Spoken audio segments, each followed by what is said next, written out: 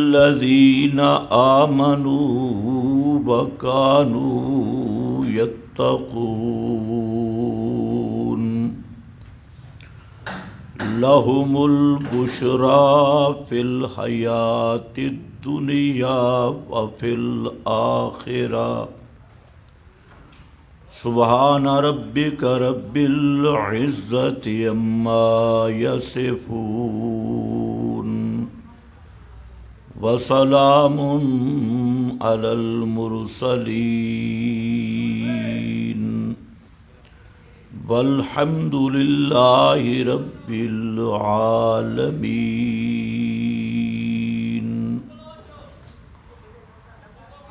انتہائی قابل قدر بزرگوں اور بھائیوں،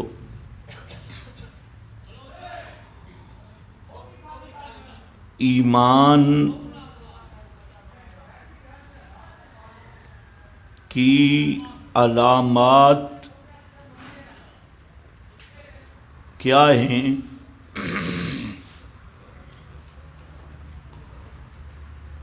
اور ایمان کی پہچان کیا ہے؟ کچھ چیزیں شریعت میں وہ بیان کی گئیں جن کو ایمان کی علامتوں کے طور پہ، نشانیوں کے طور پر ذکر کیا گیا، جس طرح بعض علاماتیں جو کفر کی نشانیاں اور علامتیں ہیں، بعض علاماتیں جو نفاق اور منافقت کی نشانیاں ہیں، کیونکہ جو باطن کا معاملہ ہے، اندر کا تو اللہ تعالیٰ کے سوا کوئی بھی نہیں جانتا، اس لیے ایمان، کفر، نفاق، تینوں چیزوں کی کتاب و سنت میں علامات ذکر کی گئی ہیں۔ مثلا سورہ توبہ میں منافقین کی تقریباً 65 علامت ذکر کی گئی ہے۔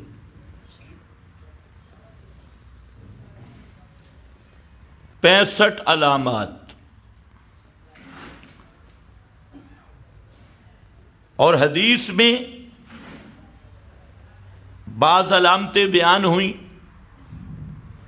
جن میں یہ ہے کہ منافق کی نشانیاں اور علامتیں، اذا حدث کذب،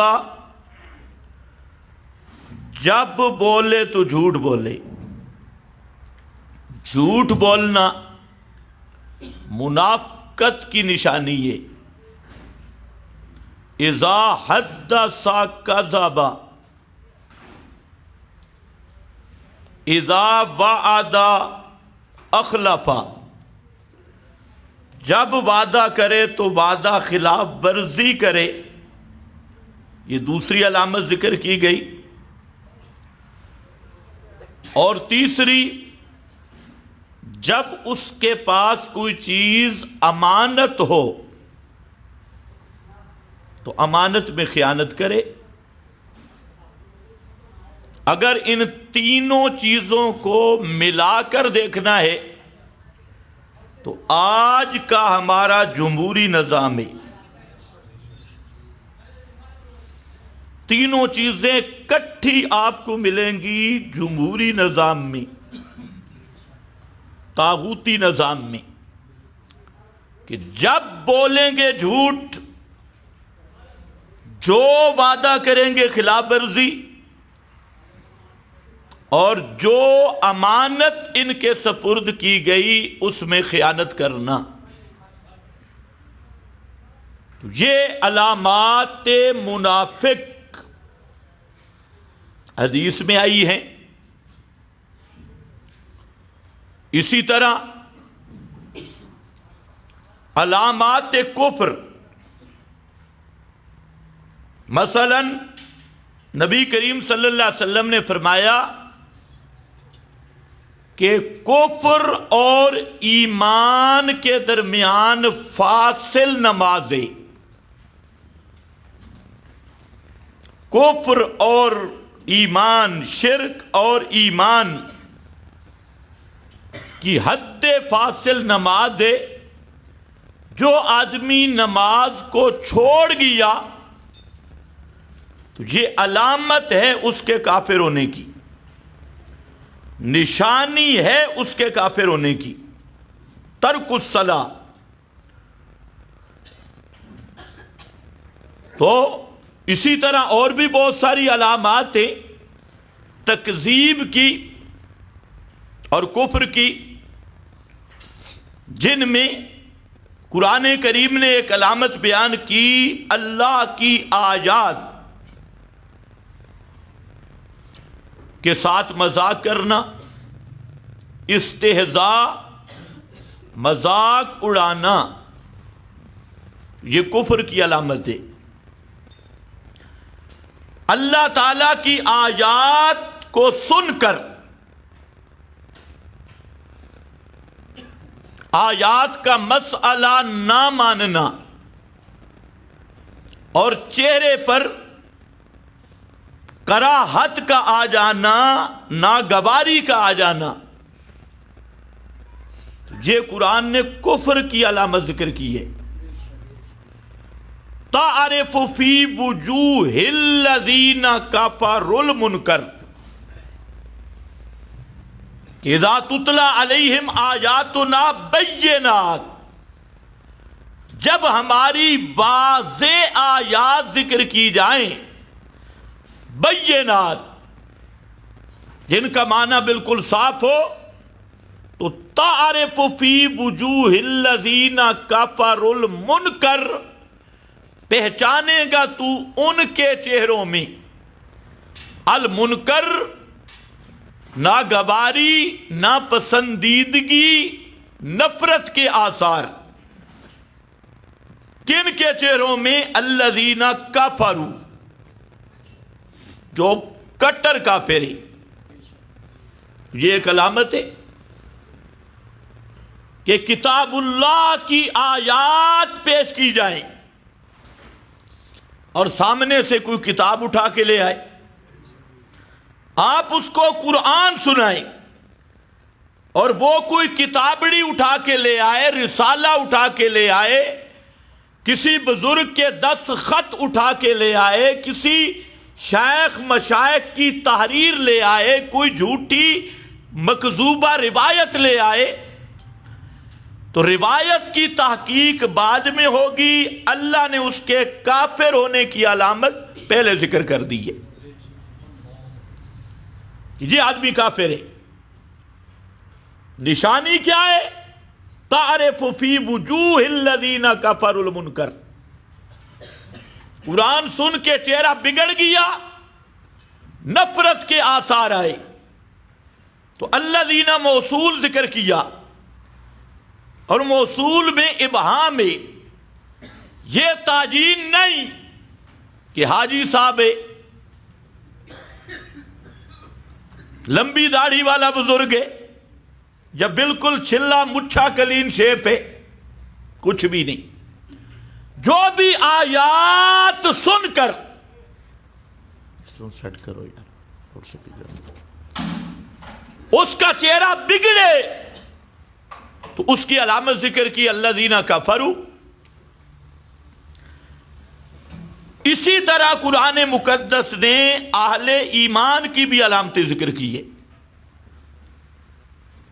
جس کو ذہن میں رکھ کر ہر آدمی اپنا مطالعہ کر سکتا ہے کہ میرے اندر ایمان ہے یا نہیں. وہ علامات ایمان جن میں ایک علامت اذا تلیت علیہم آیاتہ، جب مومن کے سامنے قرآن کی آیات پڑھی جائے اور اسے مسئلہ سمجھایا جائے، زادتہم ایمانا، زادتہم ایمانا، ان کا ایمان بڑھ جاتا ہے۔ زادتہم ایمانا، ان کے ایمان میں بہار آتی ہے۔ یہ علامت ہے ایمان کی کہ جب قرآن کا مسئلہ آئے، ہر آدمی سوچ سکتا ہے کہ اللہ کا قرآن سن کر اگر ایمان میں زیادت، ایمان میں رونق، ایمان میں بہار، یقین میں پختگی آتی ہے تو فرمایا یہ ہے مومن کی علامت۔ زادتہم ایمانا۔ اسی طرح ایک بڑی اہم علامت قرآن نے اور سنت نے پیش کی، ایمان کی علامت۔ وہ ایمان کی علامت یہ ہے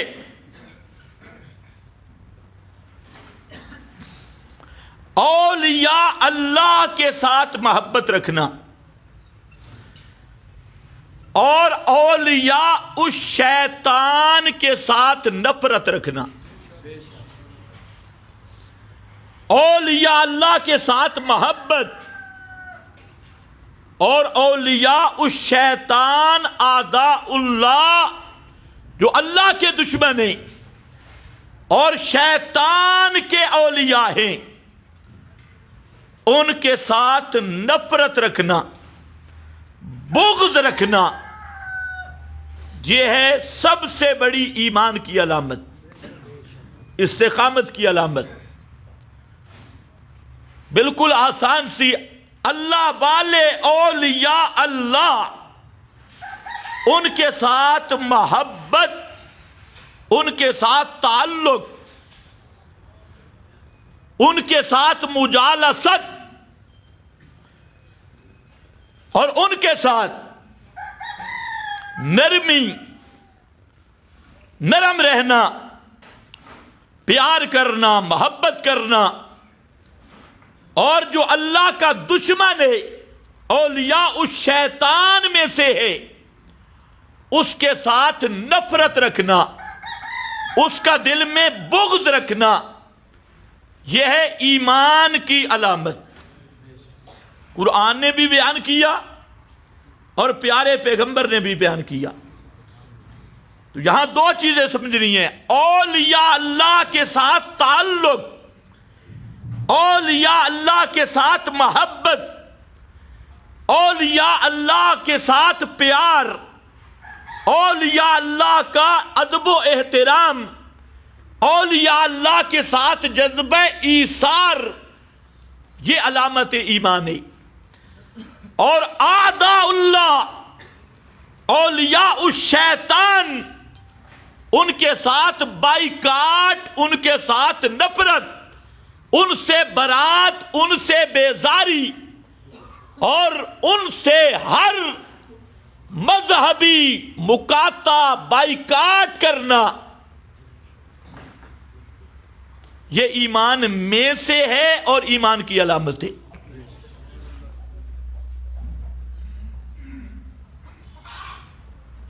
اس پہ میں 2-3 دلیلیں دے کر اصل موضوع بیان کرتا ہوں۔ نبی کریم صلی اللہ علیہ وسلم نے فرمایا، من احب للہ وابغض للہ، یہ لفظ پہلے بھی آپ نے سنے ہیں لیکن اس کو سمجھو۔ من احب للہ، جس آدمی نے محبت رکھی للہ، کس کے لیے؟ اللہ کے لیے یا صرف اللہ کے لیے؟ صرف اللہ کے لیے۔ وَأَبْغَضَ لِلَّهِ، اور بغض رکھا للہ، صرف۔ اس سے یہ پتہ چلا کہ مومن میں محبت کا جذبہ بھی ہوتا ہے اور نفرت کا جذبہ بھی، بغض کا جذبہ بھی۔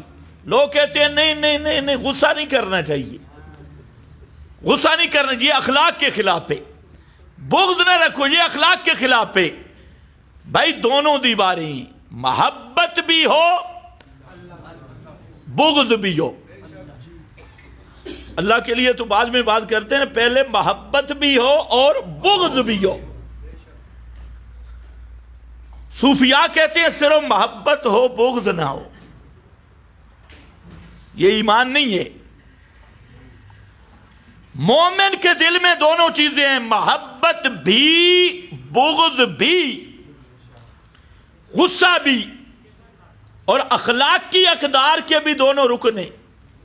آج کل لوگوں نے اخلاق کا معیار کیا سمجھا ہے؟ جیسا کوئی بھی ہو نا، آگے سے دانت نکالا، ہاں ہاں ہاں ہاں۔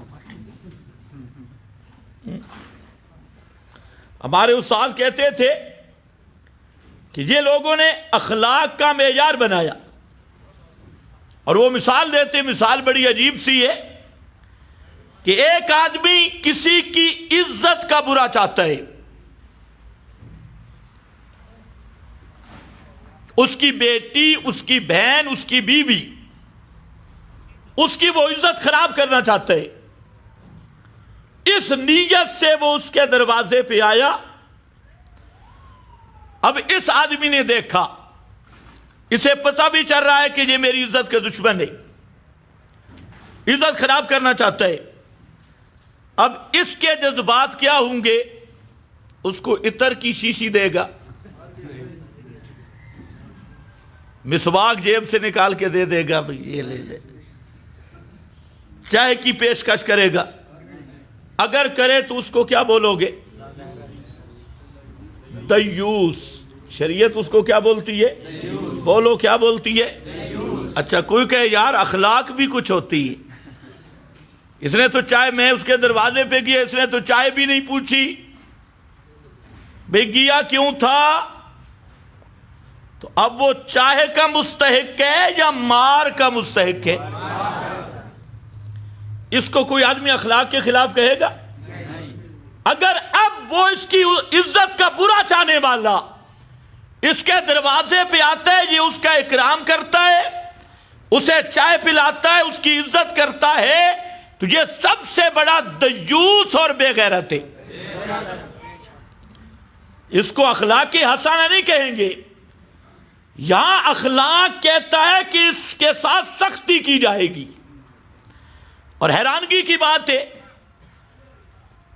مخلوق کی عزت سے کھیلنے والا وہ اکرام کا مستحق نہیں رہتا، اور جو رب العزت کی عزت سے کھیلتا ہے، جو مشرک ہے، بدعتی ہے، خاندان رسول، ازواج رسول، اصحاب رسول کا دشمن ہے، اس کے ساتھ سختی کرنا، اس کو کہتے ہیں جی اخلاق کے خلاف ہے، یہ تشدد ہے۔ تو میں نے کہا تھوڑا سا غور بھی کر، تو محبت بھی ہوگی، بغض بھی رکھنا ہوگا، نفرت بھی رکھنی ہوگی۔ اخلاق یہ ہے کہ جہاں محبت کا محل ہے وہاں محبت کر، اور جہاں بغض اور نفرت کا محل ہے وہاں پر نفرت اور بغض اختیار کر، اس کا نام اخلاق ہے۔ جہاں ہنسنا ہے وہاں ہنسنا، ہر جگہ پہ نہیں ہنسنا، ہر جگہ پہ دانت نکالنا اخلاق نہیں۔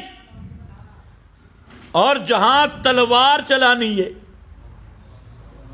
وہاں تلوار چلانا اخلاق ہے۔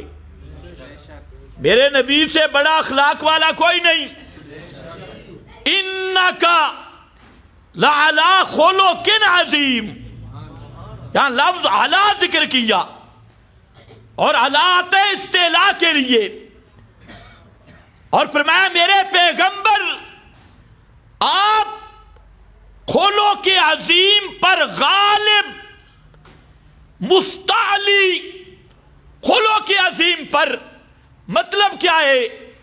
آپ کی ہر حرکت، ہر سکون اور آپ کے وجود اقدس سے ہر نکلنے والا فعل اسی کا نام اخلاق عظیم ہے، اسی کا نام اخلاق عظیم ہے۔ آج لوگ ہمیں اخلاق کا درس دیتے ہیں، مسئلہ بیان نہ کرو، اخلاق کے خلاف ہے۔ کچھ لوگوں نے شروع تلوار اٹھانا اخلاق کے خلاف ہے، جہاد اخلاق کے خلاف ہے۔ یہ تیرا اخلاق ہوگا دیوسیت والا، وہ اخلاق ہوگا۔ پیغمبر کریم کا اخلاق پورا قرآن ہے، کانا خلقہ القرآن، اور وہی اخلاق کہتے ہیں قاتلوا ائمۃ الکفر فاقتلوا المشرکین، یہ قرآن والا اخلاق ہے۔ تو تلوار اخلاق کے منافی نہیں، جہاد یہ اخلاق کے خلاف نہیں، اصل اخلاق ہے ہی جہاد میں، جہاد میں اخلاق ہے۔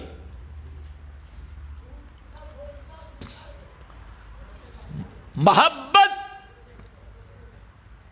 بغض، یہ دونوں چیزیں انسان میں، چاہے مومن ہے یا چاہے کافر ہے، انسانی فطرت میں محبت بھی ہے، بغض بھی ہے۔ اصلاح یہ ہے کہ جو محبت کے جذبات ہیں یہ بھی ہو جائیں للہ، اللہ کے لیے، اور جو بغض کے جذبات ہیں یہ بھی ہو جائیں للہ، اللہ کے لیے۔ جس آدمی کی جو دو چیزیں اللہ رب العزت کی مرضی کے مطابق ہو گئی، کسی سے محبت کرتا ہے اس کی دکان کی وجہ سے نہیں، اس کے مال کی وجہ سے نہیں، اس کے جمال کی وجہ سے نہیں، اس کے خاندان کی وجہ سے نہیں، اس کے رفتار کی وجہ سے نہیں، للہ، صرف اللہ کی وجہ سے۔ اسی سے پتہ چلا کہ اولیاء اللہ سے کیا رکھنی ہے؟ محبت۔ اولیاء اللہ سے کیا رکھنی ہے؟ محبت۔ من احب للہ وابغض للہ، اور بغض رکھتا ہے، نفرت رکھتا ہے، اور وہ بھی کس کے لیے ہے؟ کس کے لیے ہے؟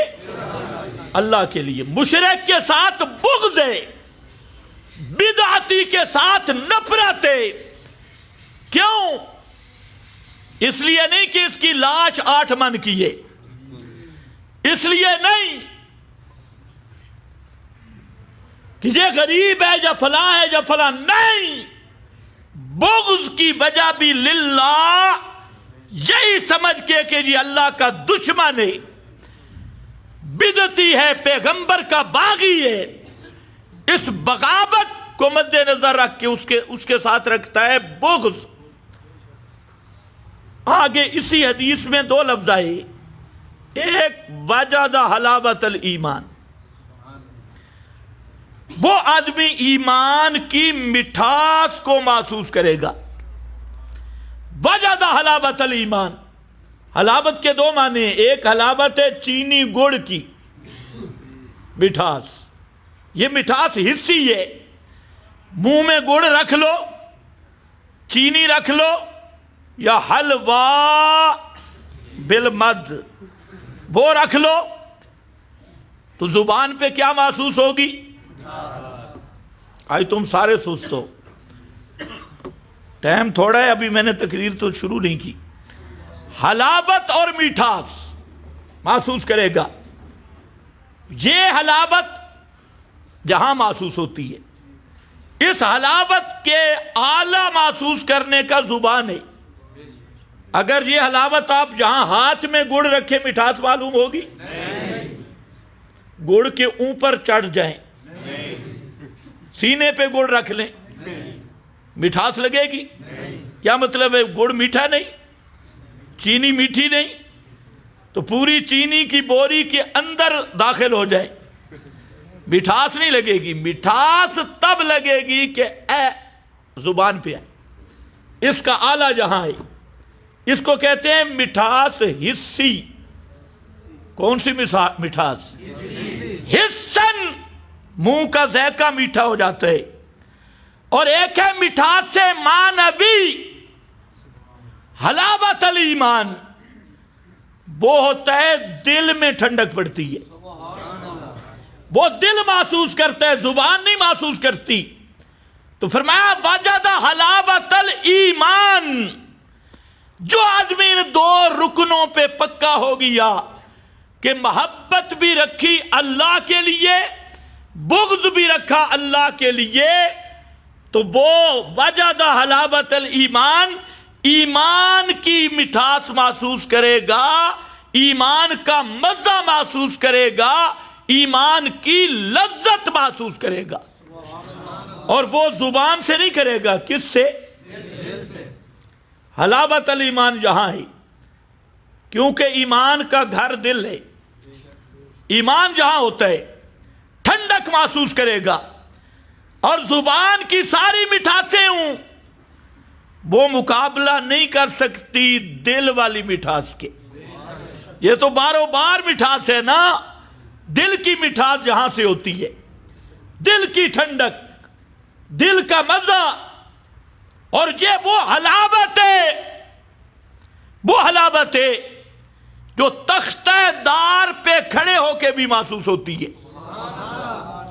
لوگ سمجھتے ہیں یہ تختہ دار پہ چل رہا ہے، لیکن مومن کے دل میں وہ ٹھنڈک ہوتی ہے کہ تختہ دار کی سختیاں بھی بھول جاتا ہے.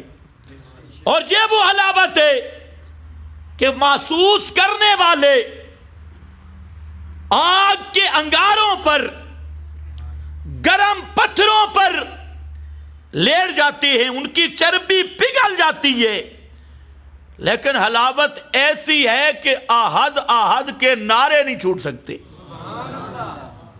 ہے نا کوئی مزہ؟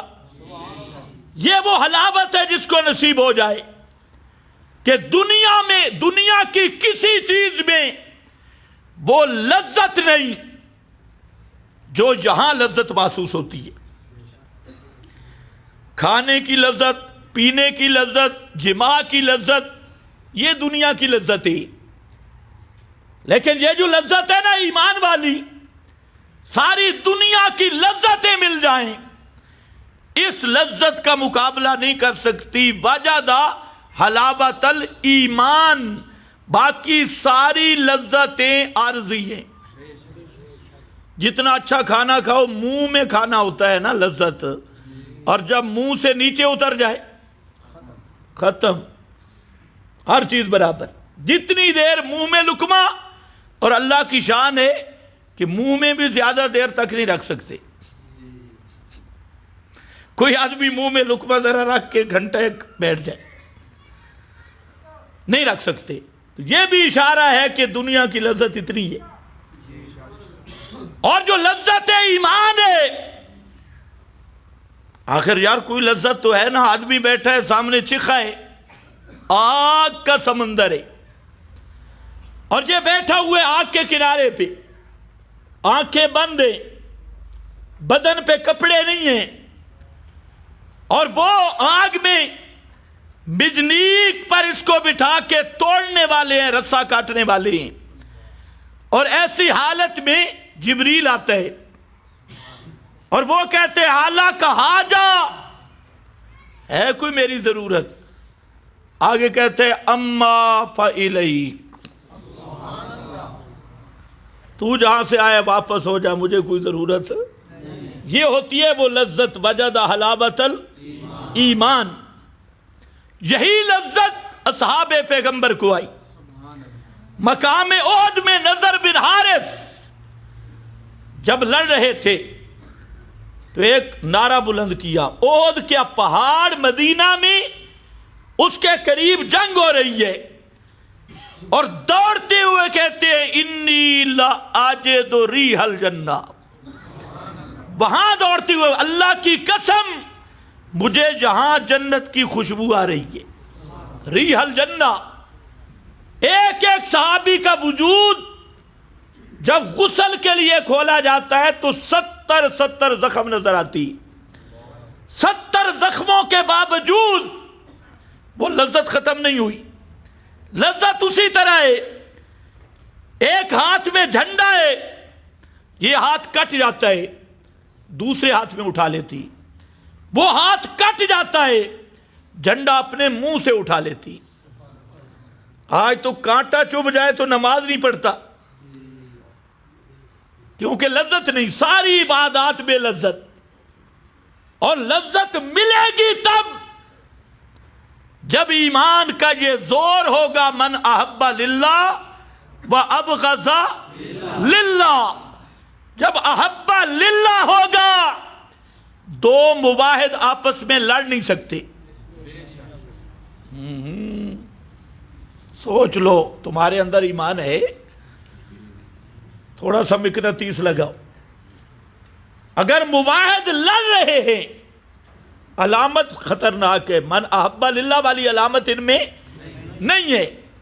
اگر کوئی کہے صحابہ میں بھی اختلاف ہوا، تو صحابہ میں اختلاف دین کی وجہ سے ہوا۔ کوئی ذاتی صحابہ کے دل میں ایک دوسرے کا بغض آ نہیں سکتا۔ دنیا کی ساری تاریخ پہ لعنت کر دے، ساری کتابیں جو صحابہ کا آپس میں بغض ثابت کریں، وہ کتابیں اس قابل ہیں ان کو جہنم میں مار دیا جائے۔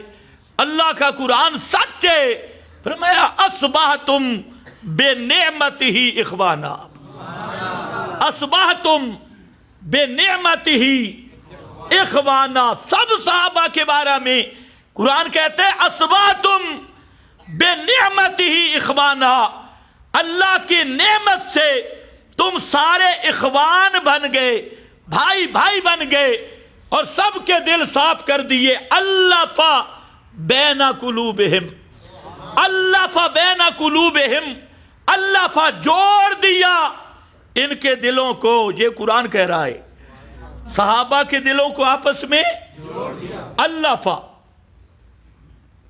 الف تو عربی ہے، آپ کے ہاں بھی ایک الفی ہے۔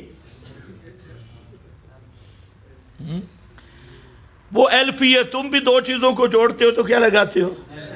لیکن تمہاری الفی کچی ہے۔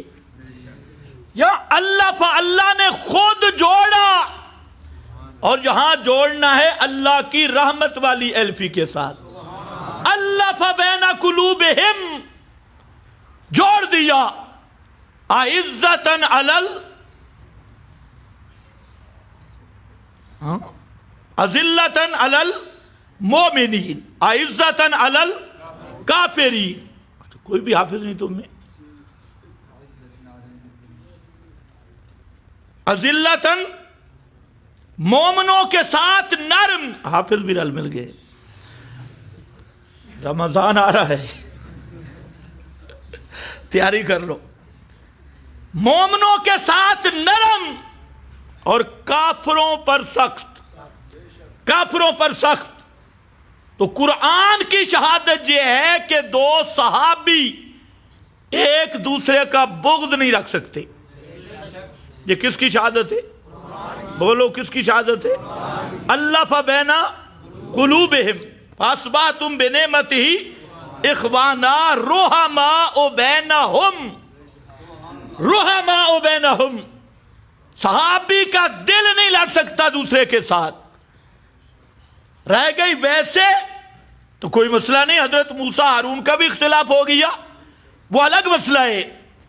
آج بعض لوگ جھوٹی روایات دیکھ کر یہ کہتے ہیں حضرت علی حضرت عائشہ کا اختلاف تھا، ان کو کہو خدا کی لعنت ہو جھوٹوں پر۔ قرآن کہتا ہے ان کا آپس میں دل میں کوئی اختلاف اور بغض نہیں تھا۔ کوئی کہتا ہے حضرت معاویہ اور حضرت علی کا دل نہیں ملتا تھا، آپس میں بغض تھا، علی کے دل میں معاویہ کا، معاویہ کے دل میں علی کا۔ قرآن کہتے ہیں اصبحتم بنعمتہ اخوانا۔ اللہ کی شہادت سے بڑھ کے کس کی شہادت ہو سکتی ہے؟ ہر وہ روایت، ہر وہ کتاب جو علی معاویہ کے بغض کو ثابت کرے، جو حضرت عائشہ اور حضرت علی کے درمیان بغض کو ثابت کرے، اس کتاب پہ تو لعنت کی جا سکتی ہے، اللہ کا قرآن چھوڑنے کی اجازت قطعاً نہیں ہے۔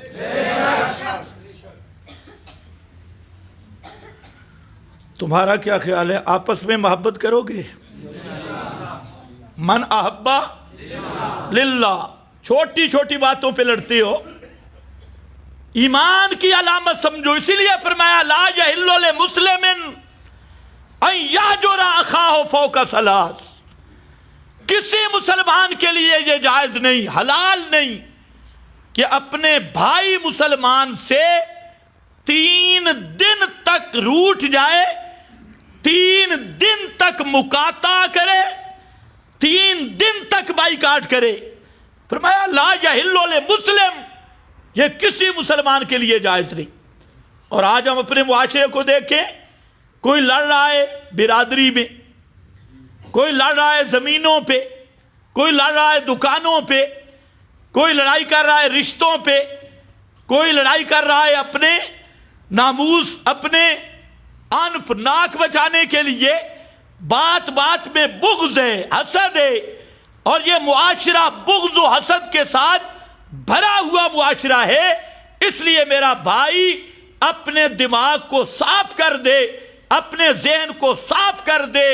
ایمان والے آدمی سے، مومن مباحد آدمی سے تو بائیکاٹ قطعا نہیں کر سکتا. بے شک ایک جگہ سے آئیے، باقی میرا خیال ہے سارے دکھی ہے. اور مشرک کے ساتھ کبھی وفاداری نہیں، مشرک کے ساتھ محبت، بدعتی کے ساتھ محبت نہیں، مومن کے ساتھ نفرت نہیں. یہ ہے من احب للہ و ابغض للہ. اور یہ ہے رحماء بینہم. اس سے پہلے ذکر کیا اشداء علی الکفار، اشداء علی الکفار، کافروں کے مقابلہ میں سخت، اور آپس میں رحیم میں، آپس میں نرم میں. ان 2 بنیادوں کو یاد رکھنا. اب ایک بات کہ اولیاء اللہ کے ساتھ محبت رکھنی ہے. جو اللہ کے ولی ہیں، اولیاء اللہ ہیں.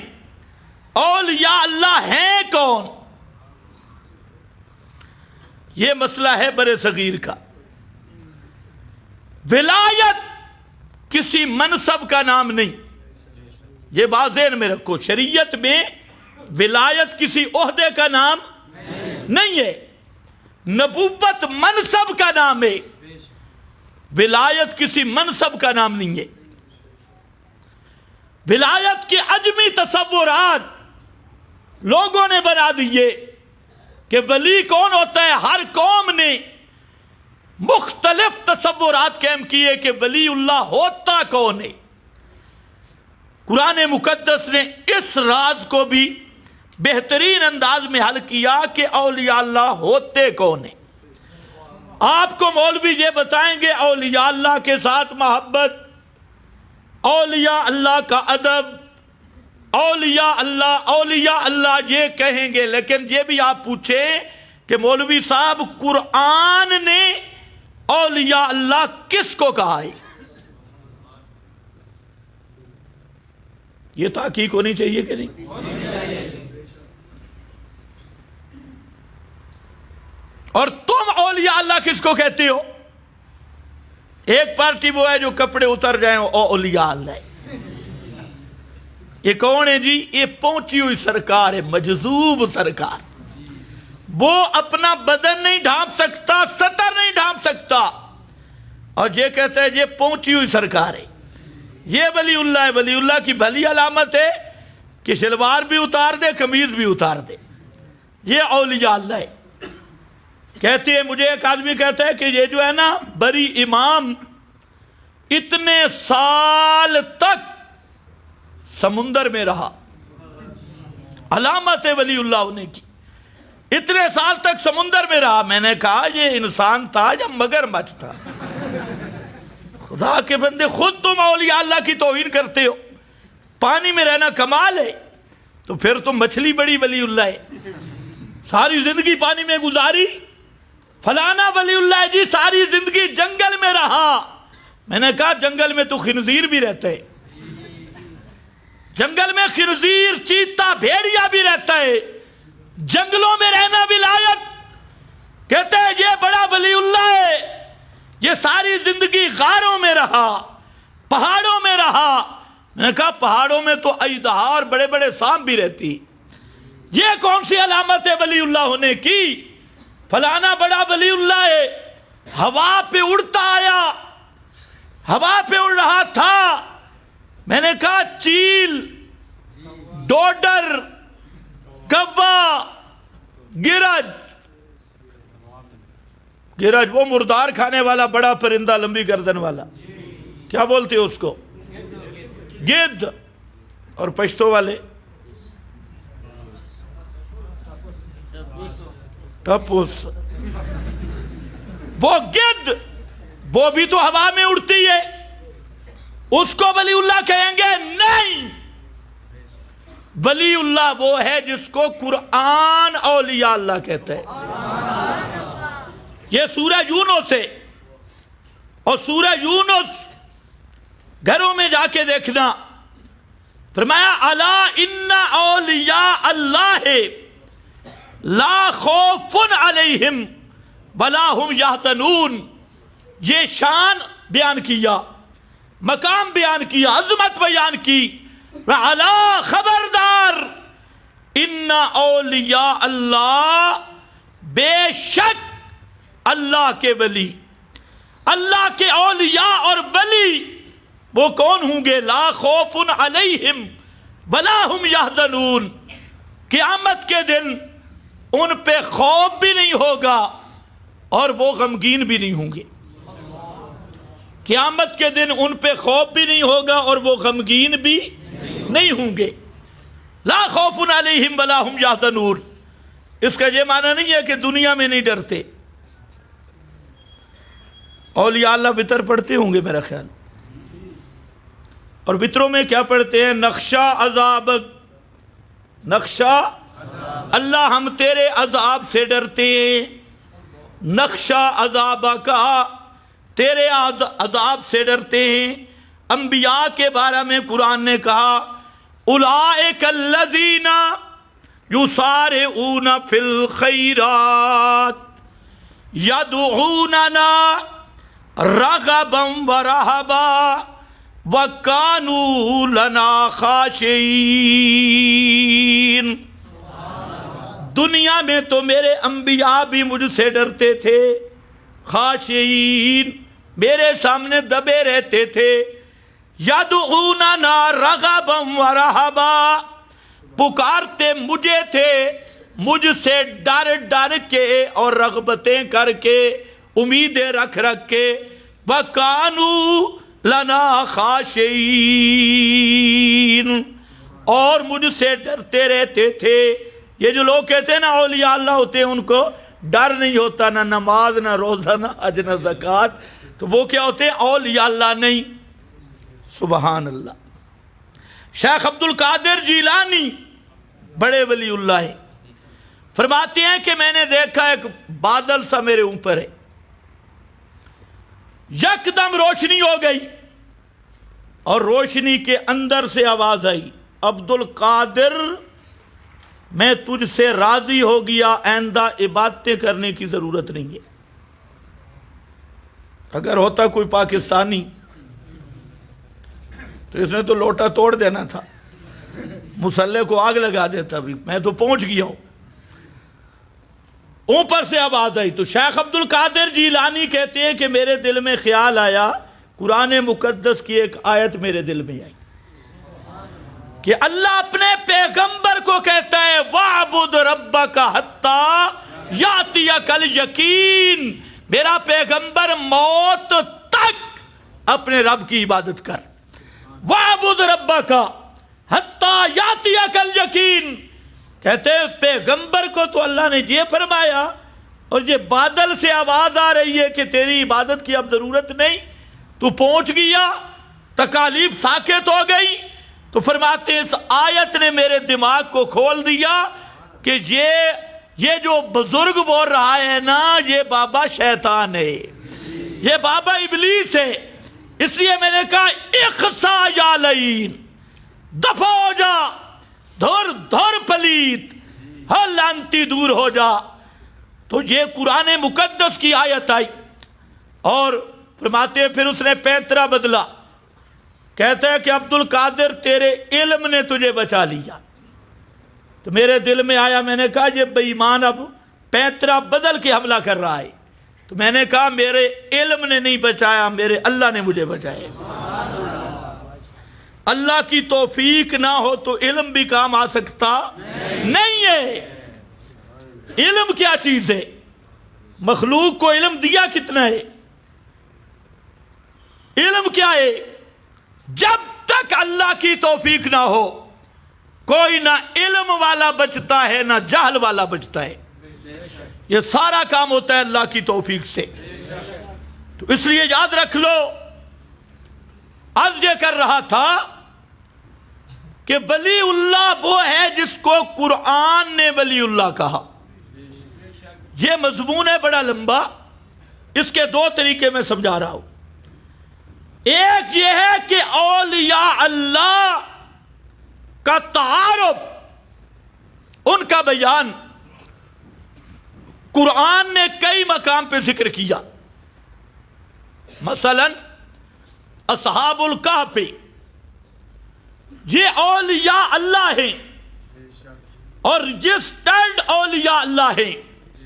سورۃ الکہف میں ان کا واقعہ گھروں میں جا کے پڑھو کہ وہ اولیاء اللہ قرآن کن کو کہتا ہے, اور عجمی مذہبی تاجر کن کو اولیاء اللہ سمجھتا ہے. یہ ڈاکوؤں مکاروں کو ولی کہتا ہے, اور قرآن اللہ کی توحید پر جان دینے والوں کو ولی کہتا ہے. اصحاب الکہف دیکھ لو, حبیب نجار دیکھ لو, سورہ یاسین کا وہ ولی اللہ جس کو ایک لازے میں ولایت ملی. اس سے پہلے وہ گناہگار ہے, ایک لازہ توحید کی تائید کی, اللہ نے ولایت کا اعلیٰ مقام دے دیا. اصحاب کہف یہ انبیاء نہیں, بوڑھے بھی نہیں, جودیاں بھی نہیں کی 40 سال تے چلے لگائے بھی نہیں, چلے کاٹے بھی نہیں, سے روزہ سال اندرون بیرون والے نہیں, ایک لحظہ کھڑے ہوئے اور خدا کی توحید کا مسئلہ واضح بیان کیا. اللہ نے ان کو ولایت کی سند دے دی. یہ ہے اولیاء اللہ. ایک اور سورہ حامی مومن میں ولی اللہ کا تذکرہ ہے, قال رجل مؤمن من آل فرعون. اس کو ولایت مل رہی ہے غاروں میں نہیں, دریاؤں ٹھنڈے پانیوں میں نہیں, فرعون کی اسمبلی میں کھڑا ہے, اور ہے بھی فرعون کا رشتہ دار, من آل فرعون. اور جب کھڑا ہوا ابھی تک گمنام تھا, یکتم ایمانہ, ابھی تک اس کو فرعون بھی نہیں جانتا تھا, کوئی بھی نہیں جانتا تھا. جب حضرت موسیٰ پیغمبر کے خلاف بات ہوئی کہ ان کو قتل کریں, گرفتار کریں, تو وہ آدمی اسمبلی کے اندر بول پڑا. ایمان چپ نہیں رہنے دیتا, اسمبلی کے اندر بولا, اور اس نے ایسی تقریر کی کہ جب تک نہیں بولا تھا قریبی نہیں جانتے تھے, اور جب بولا نا توحید کے بول بولا, قیامت تک اس کے تذکرے ممبروں اور بیرابوں میں ہوتے رہیں گے. قرآن نے اس کا تعارف پیش کر دیا. تو وہاں ولایت ملی. 12,000 اولیاء اللہ جو 1 منٹ پہلے اعداء اللہ تھے, اللہ کے دشمن تھے, حضرت موسیٰ کے سامنے آئے, اور جب حقیقت ذہن میں اتر گئی, مسئلہ ذہن میں آیا, تو 1 منٹ کے بعد وہ اولیاء اللہ بن گئے. آخر ولایت ملتی کس مسئلے پہ ہے یہ ذہن میں رکھ لو. تو قرآن مقدس نے بھی بیان کیا ولایت ملتی ہے اللہ کی توحید قبول کرنے سے. چلے کاٹنے سے ولایت نہیں ملتی, جنگلوں میں رہنے سے ولایت نہیں ملتی, غاروں کا رخ کرنے سے ولایت نہیں ملتی, پانیوں میں چلے چاٹنے سے ولایت نہیں ملتی، ٹانگیں اوپر سر نیچے کنووں میں رہنے سے ولایت نہیں ملتی۔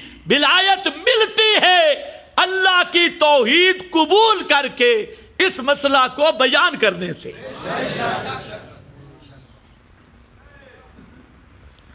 سبحان اللہ۔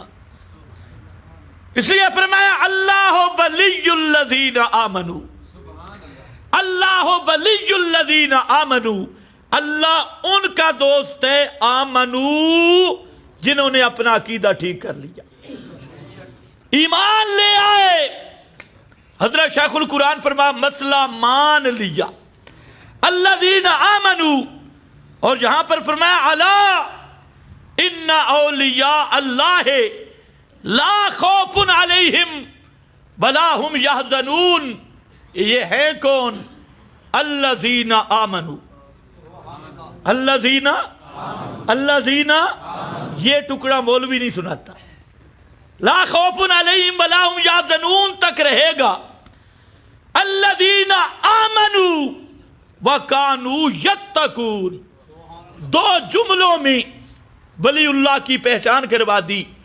فرمایا پہلی صفت یہ ہے اولیاء اللہ وہ ہوتے ہیں آمنو، جو مسئلہ توحید کو مان لے۔ قبر کی پوجا کرنے والا ولی اللہ، قبر پہ مجابرت کرنے والا ولی اللہ نہیں ہوتا۔ الذین آمنوا، جس کا عقیدہ قرآن والا ہو، وَكَانُوا يَتَّقُونَ، اور بچ بچ کے زندگی گزارنے والے۔ کانو یتقون، تقوی کا معنی ہوتا ہے بچنا۔ کیا معنی کرتے ہیں فارسی میں؟ پرہیزگار۔ متقی کا معنی کیا ہوتا ہے؟ پرہیز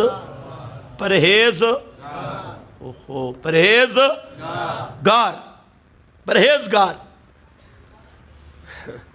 متقی لفظ تھا عربی، یہ چڑھ گیا اجمیوں کے ہاتھ، انہوں نے صحیح گت بنائی متقی کے لفظ کی، صحیح مفہوم بنایا۔ تقوی کا معنی بچ جانا۔ بچنا کس سے ہے؟ شرک سے، مشرک سے، بدعت سے، بدعتی سے۔ سب سے بڑا تقوی شرک سے بچ گیا، بدعت سے۔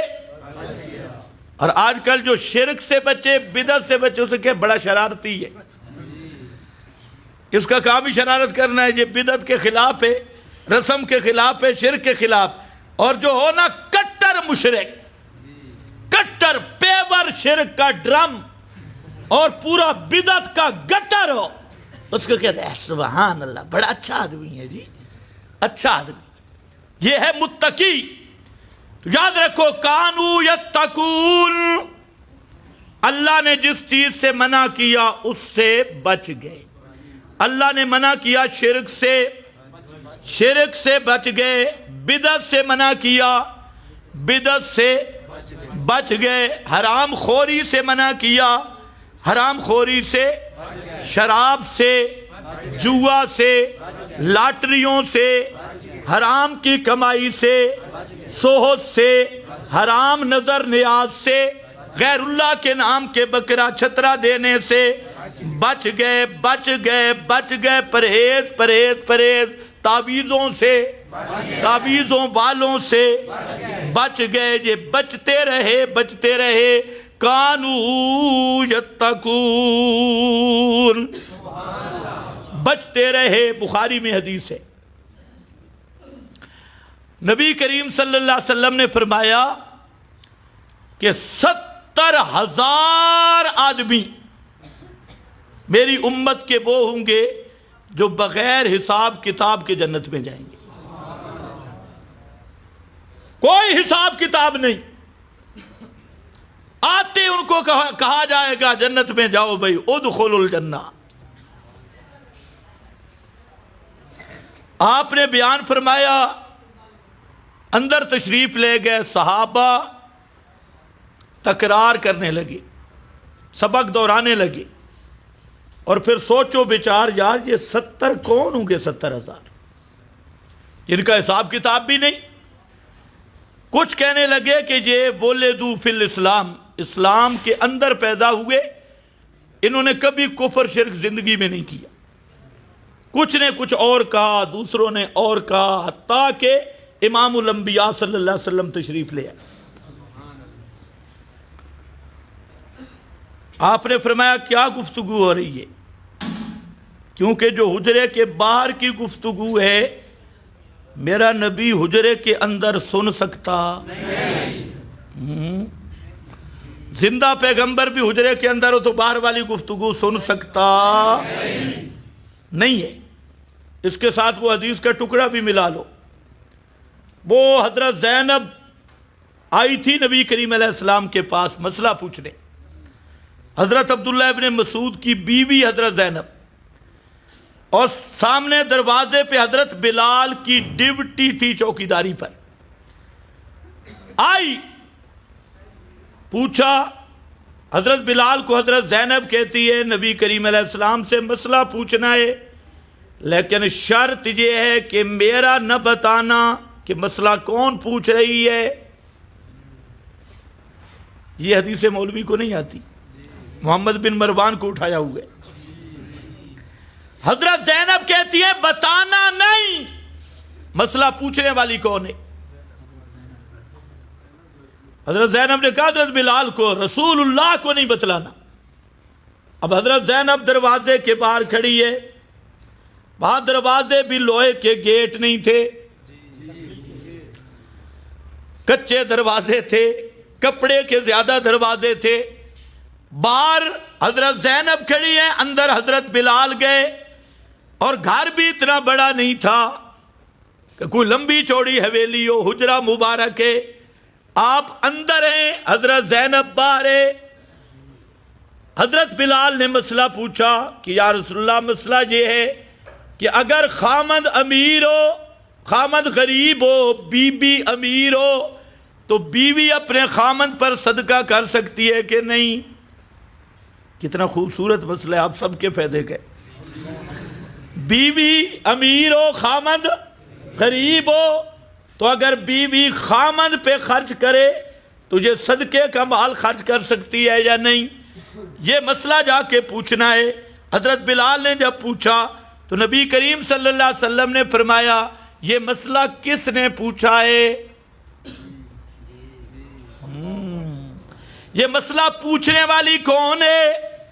کس نے یہ مسئلہ پوچھا ہے؟ حضرت بلال پھنس گئے. کہتے ہیں میں تو خامو، میں نے کہا جی زینب نے یہ مسئلہ پوچھا ہے.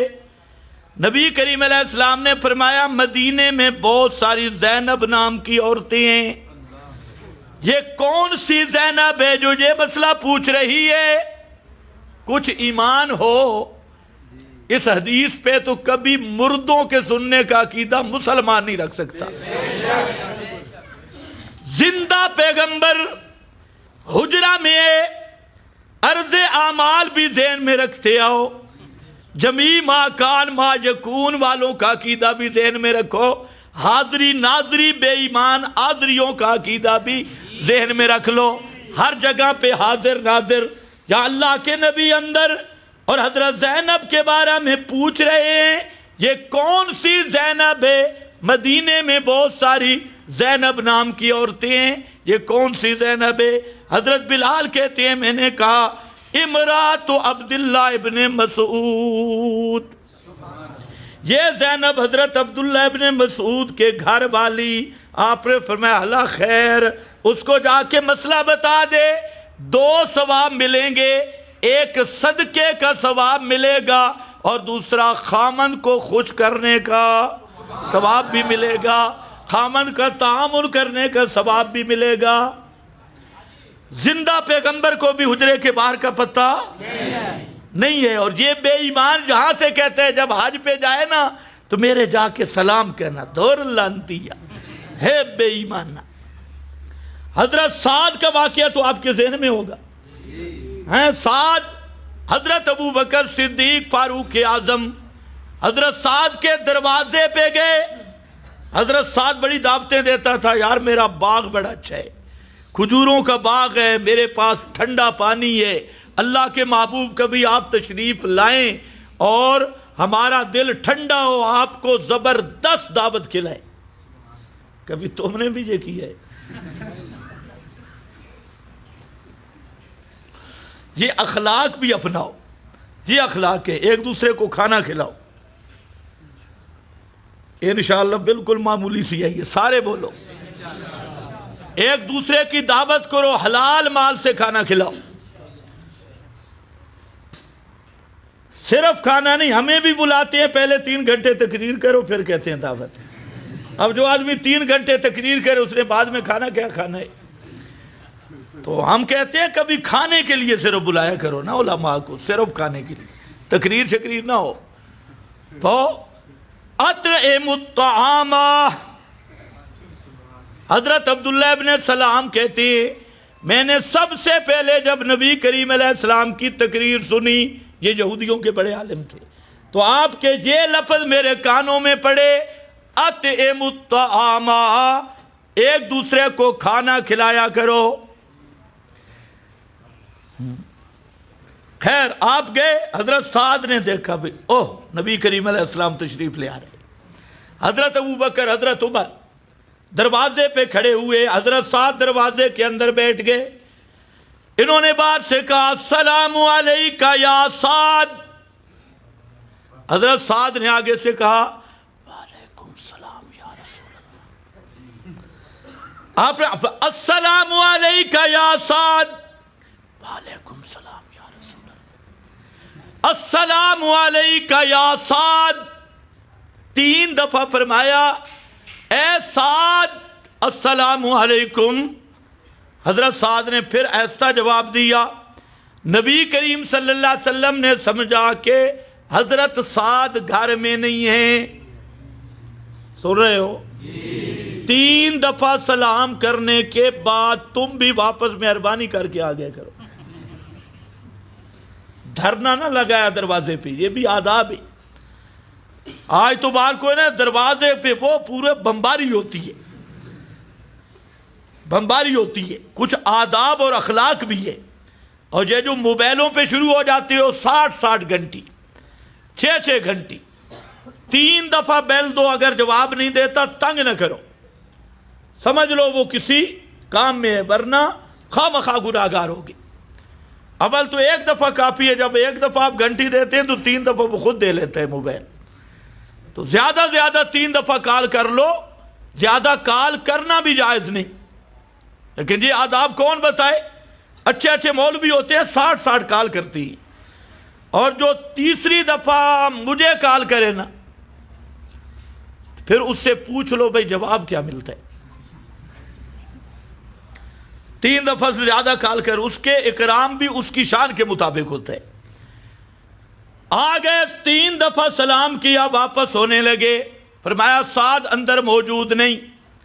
حضرت سعد نے دروازہ کھولا، آپ کے سامنے آئے، اب ذرا سوال جواب سننا ہے۔ نبی کریم صلی اللہ علیہ وسلم نے فرمایا سعد تو نے جواب کیوں نہیں دیا؟ میں نے تجھ پہ سلام کیا، تو نے جواب کیوں نہیں دیا؟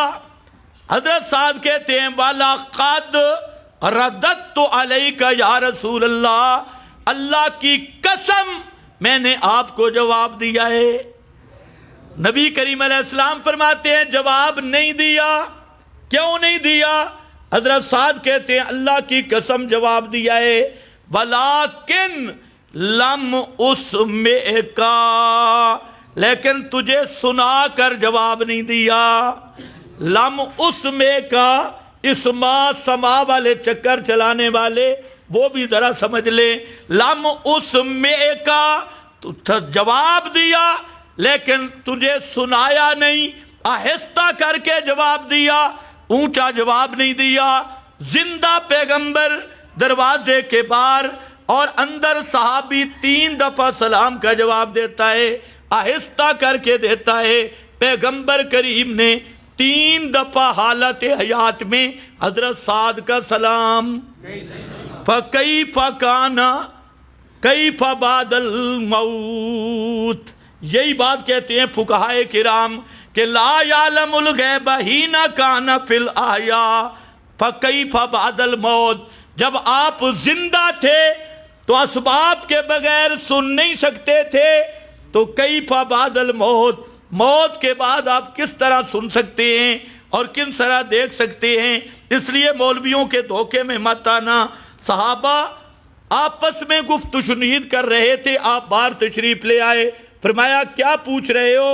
انہیں کہا یا رسول اللہ وہ 70,000 کون ہوگا؟ اسی میں ہم گفتگو کر رہے ہیں، وہ 70,000 کون ہوگا؟ آپ نے فرمایا یہ وہ ہوں گے الذین لا یسترکون، الذین لا یسترکون ولا یتداوون، نہ حکیموں کے پیچھے پڑتے ہوں گے، نہ جھاڑ پھونک والوں کے پیچھے پڑھتے ہوں گے، بل یتوکلون علی ربہم، یہ وہ توحید پہ پکے ہونے والے ہوں گے. یتوکلون علی ربہم، اپنے رب پہ پکے. ایک تو ہے نا دوائی کو اسباب کے درجہ میں لینا، اس کی نفی نہیں، دوائی کے پیچھے پڑ جانا، دونوں کا فرق ہے. دوائی کے پیچھے پڑ جانا کہ یہ دوائی ہوگی تو صحت ملے گی، یہ بھی کام گڑبڑ ہے. حافظ ابن کثیر رحمت اللہ علیہ نے لکھا، بڑے مفسر ہیں تفسیر ابن کثیر والے، فرماتے ہیں کہ ایک آدمی نے بطخیں رکھی تھی، بطخ، اور اس کا ذہن یہ بن گیا کہ بطخ نہیں ہوگی تو میرا گھر محفوظ نہیں ہوگا. وہ آدمی مشرک ہے. وہ آدمی کیا بن گیا؟ ہاں، یہ کہے کہ بطخ سبب میں، حفاظت کرنے والا کون ہے؟ اللہ ہے. اسباب کو مؤثر نہیں سمجھنا، مؤثر کون ہے؟ اللہ. گولی لو لیکن گولی میں شفا نہیں، شفا کس کے ہاتھ میں ہے؟ دوائی لے سکتے ہو، دوائی کے اندر شفا نہیں. شفا دینے والا کون ہے؟ اللہ. یا صرف اللہ؟ ٹائم بہت اوپر ہو گیا ہے. اللہ یا صرف اللہ؟ اسباب اختیار کرو. اب یہ جو ہمارے ریمنڈ والے بھائی ہیں، انہوں نے صحیح سبق یاد کی ہے. انہوں نے کہا اسباب ہی چھوڑ دو. اسباب چھوڑ دینا یہ فرقہ معطلہ ہے. اسباب اختیار کرو لیکن اسباب میں اثر ڈالنے والا کون ہے؟ اسباب میں کوئی اثر نہیں، کوئی اثر نہیں. روٹی کھاؤ سبب ہے بھوک دور کرنے کا، لیکن بھوک دور کرنے والا کون ہے؟ پیاس بجھانے کا سبب پانی ضرور ہے، لیکن پانی پیاس نہیں بجھا سکتا. پیاس بجھانے والا کون ہے؟ صرف اللہ ہے. یہ ہے لا یتداوون لا یسترکون.